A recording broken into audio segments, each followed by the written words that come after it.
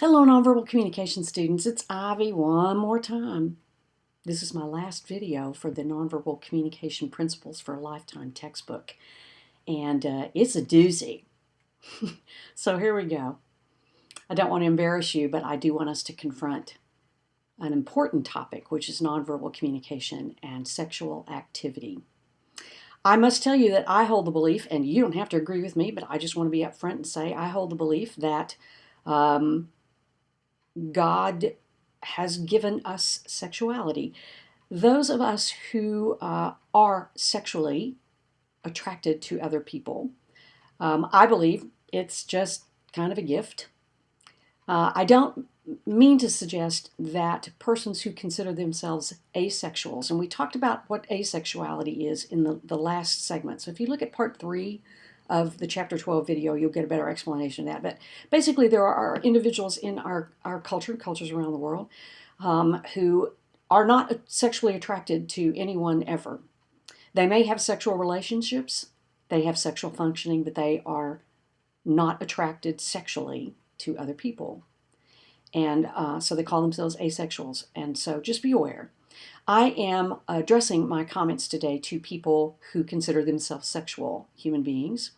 And everybody who has sexual activity, whether you're sexual or asexual, okay, in terms of inclusivity there. So we start on page 454 with some information about verbal and nonverbal consent to sexual activity. I have studied this quite a lot because we do have sexual assault problems on university and college campuses in this country and in other countries. That problem is not going away. We've made a lot of efforts, bystander intervention, sexual assault awareness, and all kinds of programs and training and information for students and resources for students. But unfortunately, campus sexual assault is a persistent problem. So there's some things that I want you to understand about consenting to sexual activity and about nonverbal cues related to before sexual activity begins, during sexual activity, and after sexual activity has ended or is ebbing. Let's put it that way. So we talk about sexual activity. I just want all semester long in all of my courses and throughout this book, we have been saying nonverbal, nonverbal. When the verbal and the nonverbal contradict, believe more, lean in more to the nonverbal because it typically carries the truer weight of the message. Nonverbal is innate, it can be instinctive, it's also learned, but it's less filtered than verbal communication. When we take something and put it into a word, our brains are engaged. It's always intentional, even if it's in a split second. Nonverbal, not so much. So nonverbal can be truer. There's deception in nonverbal, but nonverbal can give you the bigger clue of what's going on. Well, when we get to consenting to sexual activity, nonverbal consent is rubbish. Nonverbal consent is pretty much no consent at all. Consent must be verbal, or you could have some real trouble, some real serious consequences if verbal consent is not expressed. Y'all know what I'm talking about here, right? So verbal rules when it comes to consenting to sexual activity. Both or all parties involved in sexual activity need to express verbally their consent to sexual activity. And not just one time, but you need to check in with a partner or partners, make sure people are consenting. Someone might consent at the beginning of sexual activity and a few minutes in decide they don't want that sexual activity, or this doesn't feel good, or you're hurting me, or I'm starting to sober up and I don't want this to happen. So you can consent in the first minute and not consent in the 5th minute or the 20th minute. Verbal consent, y'all, is everything. We have to speak it, and a lot of us do not know how to use language to speak what we want and what we don't want to have happen to us sexually. So just understand that we've been pushing the nonverbal, teaching you everything we could about nonverbal communication. But in sexual situations, even the lead up to some sexual activity, we must use our words. We must have clear expression of what we want, and we have to check in with our other partner to find out what that partner or partners, what those persons want as well. And that is uncomfortable for a lot of us, but it's got to happen. So just get that in your head, that consent is verbal and very, very necessary. And you can do it. You can learn to speak your consent. You can also learn to speak about things you don't want to have happen to you and to your body. Got it? So that's the first couple of pages of this chapter. It's very, very important, very critical information because I want you to have sexual safety. That's a term I learned when I went on sabbatical in 2015, 2016. I was looking at college student sexual safety and what do college students need to know. And so, wow, that was some eye-opening information. Page 455 is nonverbal cues before sexual activity, okay?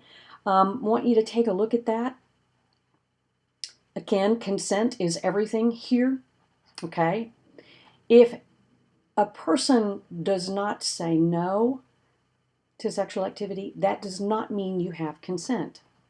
We also know from research that many instances of sexual activity between people occur when people are drinking or are using some kind of substances, when they're drunk or high, or even just tipsy or buzzed or whatever you want to call it.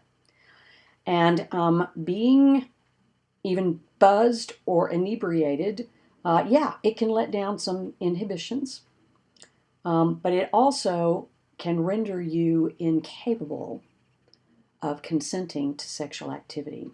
If someone is too drunk or high to speak that they consent to sexual activity, there is no consent. The absence of a yes is not a yes. The absence of a no is not a yes. So if you don't hear anything from a partner, do not assume you have consent to proceed with sexual activity. You do not. And if you proceed, it can be seen as sexual assault. I'm trying to be as real with you as possible. That's my style. And so I hope you're following me and understanding what I'm trying to teach because it comes from the heart and I want you to be sexually safe. And if you decide to be sexually active, and many people are not. Many people are celibate, which means they're not sexually active by choice. Some of you believe that sex belongs only in the confines of marriage or if a longer-term committed monogamous relationship. Hey, I'll take you any way I can get you. Whatever your stance is, fine by me. No judgment, whatever. But I'm going to teach you about sexual activity, whether you are sexually active right now or not. Okay? All right, so take a look at those pages. There are lots of nonverbal cues connected to the initiation stage of getting sexual activity going. You know what those are. There are nonverbal cues during sexual activity. Things like, what if your sexual partner starts crying during sexual activity? What does that mean? Will you even notice? Sorry, but this happens.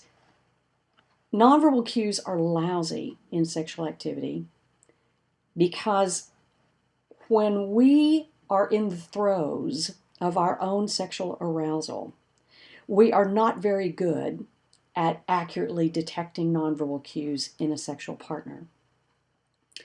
When your body is cooking sexually, things are going, right? You're attending to what is happening in your own body. Yes, you're attending to another partner, but your ability to accurately read nonverbal cues is restricted, is compromised by your own sexual arousal. You may not know that, but it's a lot to take in what all is going on with you and what's going on with a partner. You have to take in what's going on with a partner, and you have to check in with that person to make sure they're okay, not just at point one and once it's over, but at points during the activity. Okay? So nonverbal cues during sexual activity are very important. Vocal cues, someone's breathing, someone's activities, their movements, their positioning, their space, the kind of touch they give and receive, eye contact. All of these things, y'all, super important during sexual activity. We're not trained and educated to think about those very much, so we may not be really great at that. And just admit it and learn something from it and try to make some improvements in your nonverbal communication during sexual activity with a partner or partners. Okay? The last section in here is nonverbal cues after sexual activity. You've probably really not thought about this, but this can be that awkward moment of, do I fall asleep? Do I cuddle with somebody? Don't assume all sexual partners want to be held after sex. Some people, after sexual activity is over, they want to go to separate corners. They may want to leave. There's some real awkwardness here, right? The more you can talk with a sexual partner about these things, the better, right? But it can be really uncomfortable for us. I'm not sure if you have parents or someone that taught you how to communicate about your sexual wants and not wants, what do I say, likes and dislikes, great. Most of us were never trained in how to do that. So it is awkward. And we're learning kind of on the fly, right? We're learning as we go through, and we're learning, trial and error, and probably a lot of error. So give yourself a break if you're not great at this, because even sex education classes, they may be like abstinence, don't get her pregnant, watch out for STIs, but they don't tell you how to function in a healthy kind of way as a sexual being. That's what I'm trying to do, okay? So I hope I haven't embarrassed you. I hope I'm just Auntie Ivy here, who's like the kind, caring family member, but who also will go there and give you the straight scoop, because I want you to be sexually safe, and I want your relationships to be great, and I want you to feel good about yourself, okay? I think you're probably glad that this video is over. All the best to you, y'all. Bye.